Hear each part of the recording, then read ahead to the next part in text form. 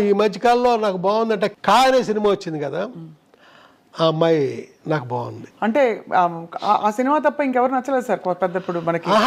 బుక్కుని మీకు అడిగారు కాబట్టి వెంటనే స్ట్రైక్ అయింది. ఇప్పుడు బాగా మీకు డాన్స్ మీద మీరు దృష్టి పెడతారు, బాడీ లాంగ్వేజ్ మీద పెడతారు కాబట్టి సాయి పల్లవి. అయ్యో అమ్మాయి అద్భుతం, అసలు మాట్లాడొద్దండి. శ్రీలీల బాగుంటారండి వాళ్ళంతా.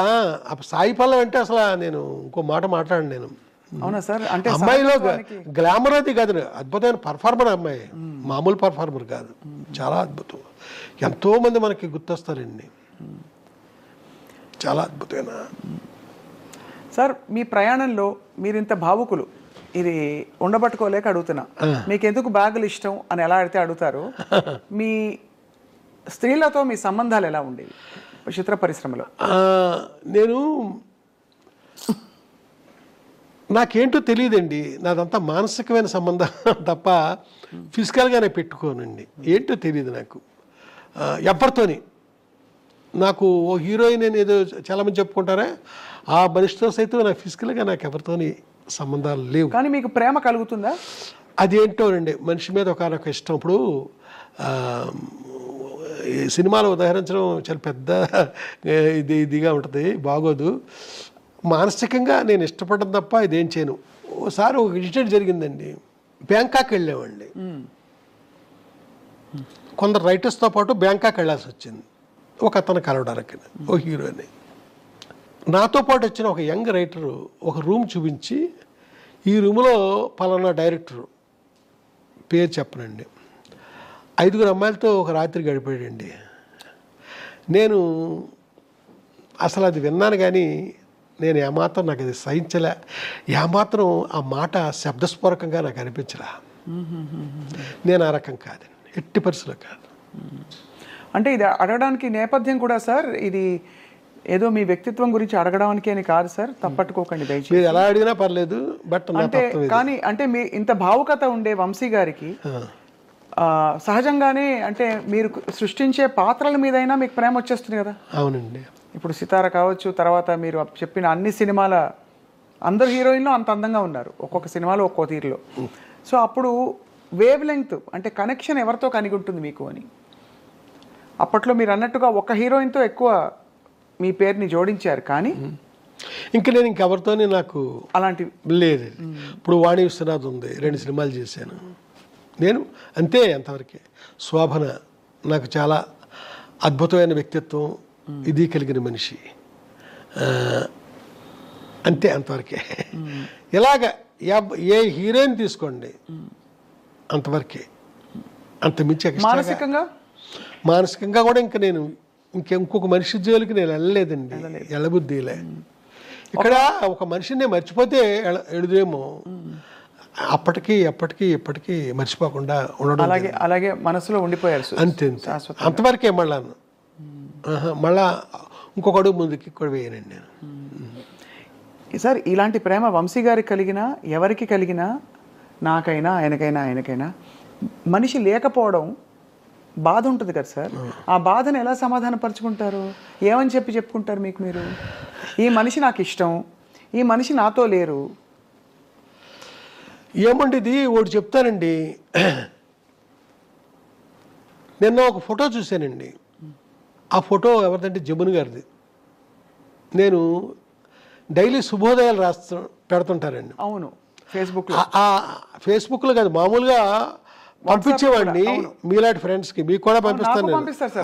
అలాగే కొంతమందికే పంపించేటప్పుడు ఇప్పుడు మా చిరంజీవి వర్మ అని అతను, అంటే ఇప్పుడు నా తాలూకు యూట్యూబ్ ఛానల్ అంతా చూసేది అతనే. అతను ఫేస్బుక్లో కూడా పెట్టేస్తున్నాడు ఈ శుభోదయాలు. అయితే నిన్న జమున గారు లేకపోయినా ఆ మోగ మనసులో గౌరీ నా గుండెల్లోనే ఉంది అనేదో రాశానండి అన్న. ఆ శుభోదయం అనగారేపట్లో వస్తుంది సార్. ఫేస్బుక్లో మీరు పెడుతున్న, అంటే మీరు పంపిస్తున్న శుభోదయాలు ఫేస్బుక్లోకి వస్తున్నాయి.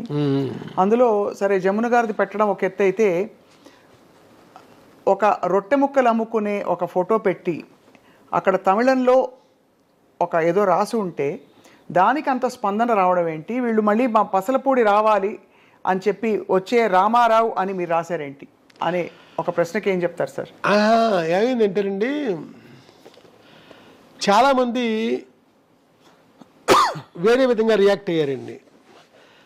మీ పసలపూడిలో ఆ రామారావు అనేవాడు బిస్కెట్లు అమ్ముతాడని రాశావు, చూస్తే అది తమిళ అక్షరాలు రాసిన తమిళనాడు ఫోటో అది, ఏంటిది అని ఇలాగా అడిగారండి. నేను చెప్పేది ఏంటంటే, నా చైల్డ్హుడ్లో నేను నిక్కర్లు వేసుకుని తిరిగే రోజుల్లో రామచంద్రపురం నుంచి, మాకు పక్కనే ఉన్న 2 కిలోమీటర్స్ దూరంలో ఉన్న రామచంద్రపురం నుంచి నిక్కరో చొక్కా వేసుకుని రామారావు అనే ఒక అతను వచ్చేవాడండి.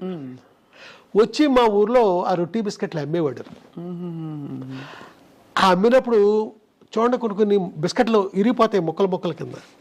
మాలాంటి పిల్లల్ని పిలిచి అందరికీ పంచిపెట్టేవాడు అతను. ఆడ పెడతాడేసి పరిగెట్టుకుంటూ వెళ్ళేవాళ్ళం మేము. ఈ ఫోటో చూసిన నాకు, ఈ తమిళ అతను ఫోటో చూసిన నాకు ఆనాటి రామారావు గుర్తొచ్చాడండి. గుర్తొచ్చి నేను అలా పెట్టాను. అలా రామారావు గుర్తొచ్చాడు నాకు, అలాగా నేను రాయడం జరగలేదు. దాంతో ఈ తమిళ ఫోటో పెట్టి మా పసరపొడిచిన రామారావు అని రాస్తావా అనేసి కొంతమంది కొంచెం కాంట్రవర్షియల్గా ప్రవర్తించారు. నా ఉద్దేశం, నా బాల్యంలో నేను అప్పుడు చూసిన రామారావు నాకు ఇప్పుడు గుర్తొచ్చాడు అని నేను ఆ వాక్యం నిర్మాణం చూసారా, అది సరిగ్గా జరగలేదు.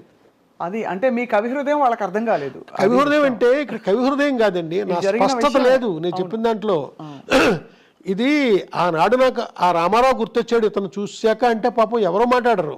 అవునవును. నేను రాసిన దాంట్లో ఆ స్పష్టత లేకపోవడం వల్ల జనం నన్ను అపార్థం చేసుకున్నారు. ఈ ఫేస్బుక్ సాధ్యమైనంతగా నేను కరెక్ట్గా అన్వయించేలాగే నేను చెప్తానండి. శుభోదయం ఏది పెట్టనియండి, నా జీవితానికి అది అన్వయించినప్పుడే నేను దాన్ని తీసుకుంటాను తప్ప పొరపాటుని, లేదా పలానా స్వప్న లైఫ్లో ఇలాగా అది కూడా నేను చెప్తాను, పలానా రామారావు రాజుబాబు అలాగా అని చెప్తానండి.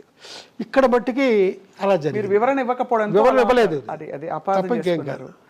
ఎప్పుడంటే ఇంత వయసులోనండి, చిన్నప్పుడు ఇదంతా జరిగింది.